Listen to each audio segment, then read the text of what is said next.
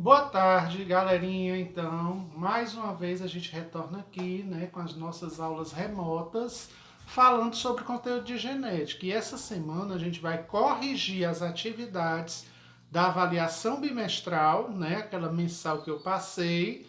Hoje a gente vai fazer uma correção e vamos ver um pouquinho mais sobre a segunda lei de Mendel num próximo vídeo, tá certo? Então, bora começar. Quem tiver dúvida, pode me mandar pelo WhatsApp, né, pelas redes sociais, que a gente está aqui para ajudar vocês a tirar essas dúvidas, tá certo? E outra, não se esqueçam de fazer as atividades, porque as atividades têm nota de participação e além da nota de participação tem a sua frequência. Então, se você deixar, você leva falta e ainda perde nota, tá certo? Então, vamos fazer as atividades para vocês terem nota de participação e também a frequência, tá certo?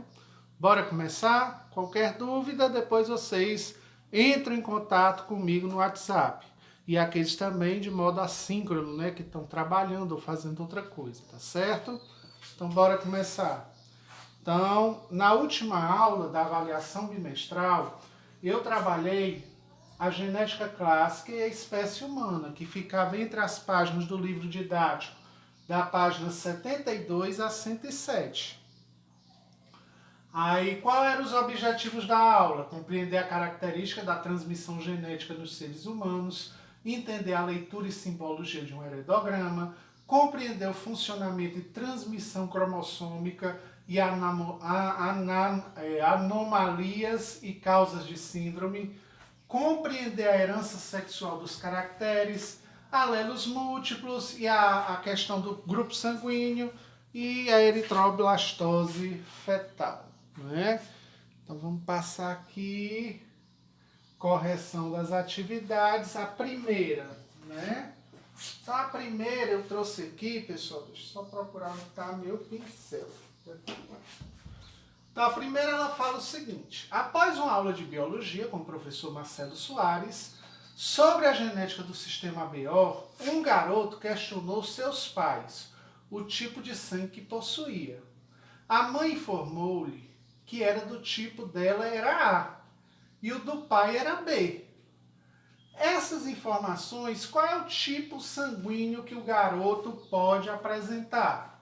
Então a mãe falou que era A, vamos colocar a mãe aqui, né? E o pai falou que era B. Todos eles vieram do sangue O, então ele pode ser O, A e B. Com a junção do sangue da mãe e do pai, também pode ser sistema B, né? Então a criança ela pode ter do sistema BO os 4 tipos sanguíneos, porque ela pode se juntar o sangue A com o B, formar o AB.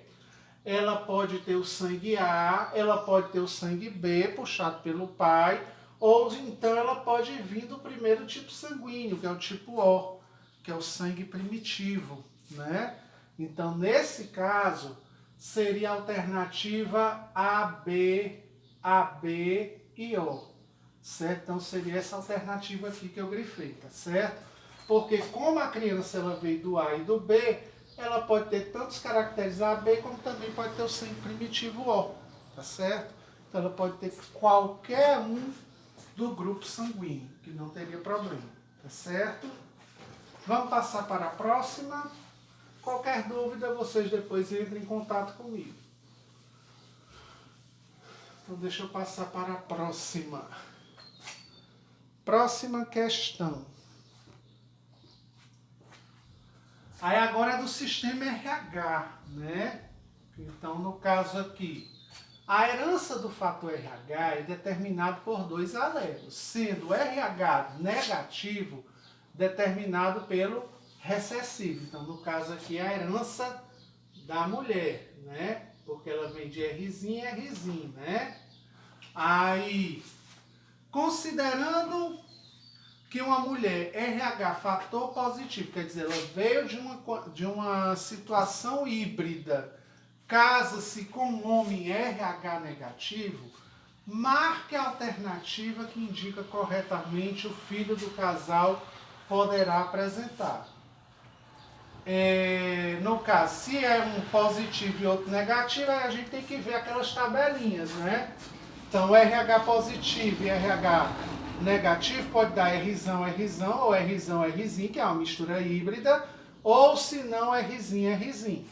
Nesse caso aqui, como a mulher é RH positivo, todos os filhos serão positivos?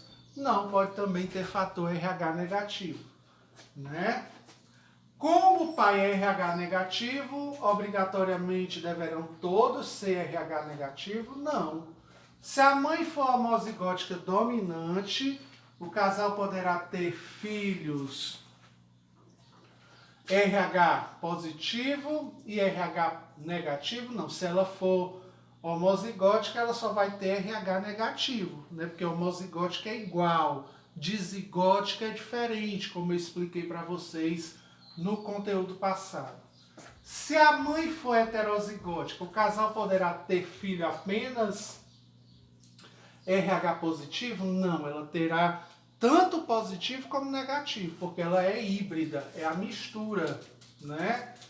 Se a mãe for homozigótica, todos os filhos serão RH positivo, porém, se for heterozigótico, os filhos poderão ser RH negativo e RH positivo, aí seria, certo, pessoal? Porque homozigótico, né, todos os filhos serão RH positivo, porque é igual. Se for filhos heterozigóticos ou híbridos, né, poderão ter ou positivo ou negativo. Lembrando daquele negócio, ó, do fator RH. Então, lembrado daquela chargezinha que eu passei na última aula? RH negativo pode doar para positivo, mas positivo não pode doar para negativo, como eu expliquei lá no slide com a chargezinha. Estão lembrados? Então, quem não assistiu, assista o vídeo anterior, que você vai se situar nessa questão do fator RH. E qualquer dúvida pode me chamar. Passando para a próxima questão, aí nós temos aqui, podemos dizer que a polialelia é um fenômeno que se observa na presença de mais de 2 alelos para uma mesma característica. O surgimento desses novos alelos ocorre por causa, o que é que eu falei? Que todo meio, dependendo da temperatura, dependendo do ambiente, né? Dependendo da alimentação daquele ser, se ele trocar, ele pode ocorrer uma mutação. Por isso que eu coloquei aqui mutação. Por quê? Ele aqui vive num ambiente, aí vai nascendo iguais. Mas vamos supor que esse cara aqui mudou de ambiente. Né? Ele foi para um clima mais frio ou teve uma modificação na sua alimentação. Aí o que pode ter acontecido?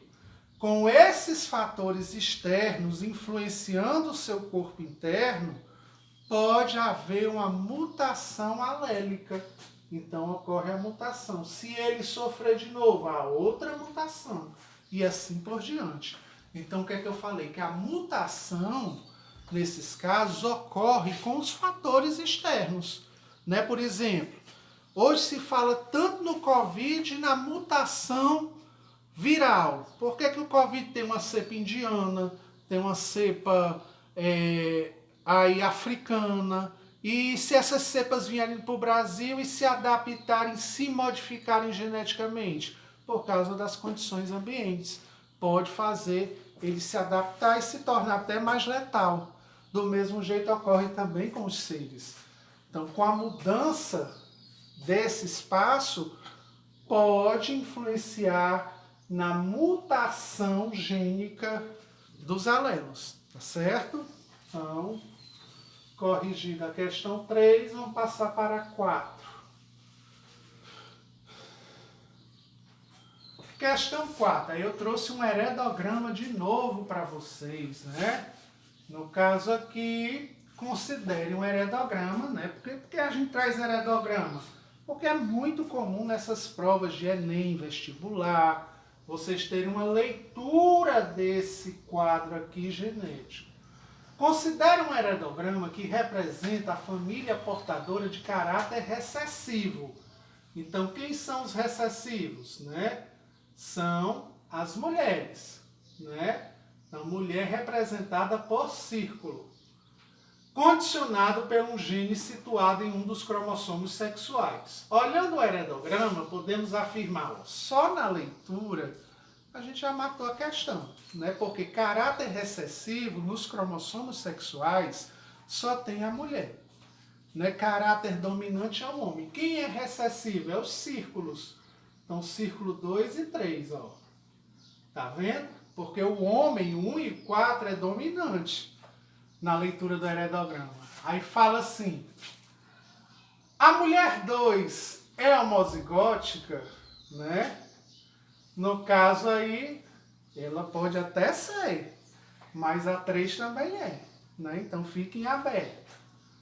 Aí na letra B, as filhas 3 e 4 do casal são certamente portadoras do gene. A 3 é porque é recessiva, a 4 não, porque é um homem e ele é dominante. Aí as mulheres 2 e 3 são certamente portadoras do gene. 2 e 3 são recessivos e são portadoras do gene.